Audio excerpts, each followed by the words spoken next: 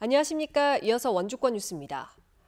원주에서 코로나19 확진자 1명이 추가됐습니다. 원주시 무실동에 사는 40대 여성으로 어제 발열 등의 증상이 나타나 검사를 받았고 밤늦게 확진됐습니다. 이 여성은 23일에 확진된 삼육중 학생과 같은 아파트에 사는 주민으로 이 여성의 남편은 23일 검사에서 음성 판정을 받았습니다. 방역당국은 최근 며칠 사이 3명의 확진자가 한 아파트 단지에서 발생했다는 것 외에 정확한 감염 경로는 아직 확인하지 못하고 있습니다. 추가 확진자가 나옴에 따라 원주의 누적 확진자는 122명, 강원도는 223명으로 늘었습니다. 중앙방역대책본부가 강원도를 포함한 비수도권 지역에 대해서 추석 특별 방역 기간을 지정해 거리 두기를 강화합니다.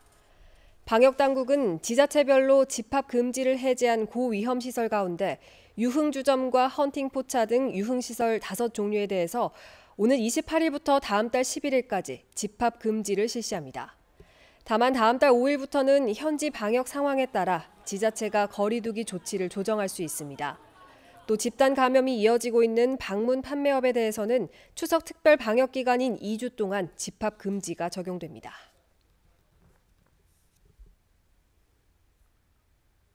강원지방경찰청이 추석 연휴를 맞아 특별교통관리에 들어갑니다. 이를 위해서 오늘부터 나흘간은 대형마트와 재래시장 등의 혼잡한 교차로에서 29일부터 다음 달 4일까지는 고속도로와 주요 국도 지정체 구간에서 원활한 소통을 도울 예정입니다. 또 해당 기간 음주운전과 과속, 난폭운전 등 사고 위험이 높은 차량들의 단속을 강화합니다. 코로나19 여파로 추석 연휴 기간 도내 교통량은 소폭 감소하겠지만 관광객이 늘어 교통이 혼잡할 걸로 예상됩니다. 올해 강원 상품권 판매액이 1,000억 원을 돌파해서 23일 현재 1,046억 원에 달하고 있습니다. 이는 2017년 강원 상품권이 발행된 이후 3년간 연평균 판매액인 256억 원의 4배가량 높은 수준이며 특히 하반기 특별 할인 판매 기간에만 월 100억 원 이상 판매되고 있습니다. 강원도는 올해 말까지 1인당 종이 30만 원, 모바일 50만 원 한도 내에서 10% 할인 판매하고 있으며 원활한 유통을 위해 가맹점 환전 한도를 6개월간 2배로 상향해 월 최대 1억 원까지 환전이 가능하도록 했습니다.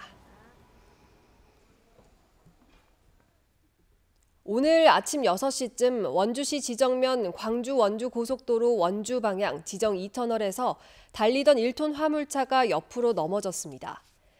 이 사고로 화물차 운전자 40대 남성 구모 씨가 팔꿈치 등의 부상을 입었고 사고 상황을 알아채지 못한 승용차가 넘어진 화물차를 다시 추돌했지만 추가 부상자는 없었습니다.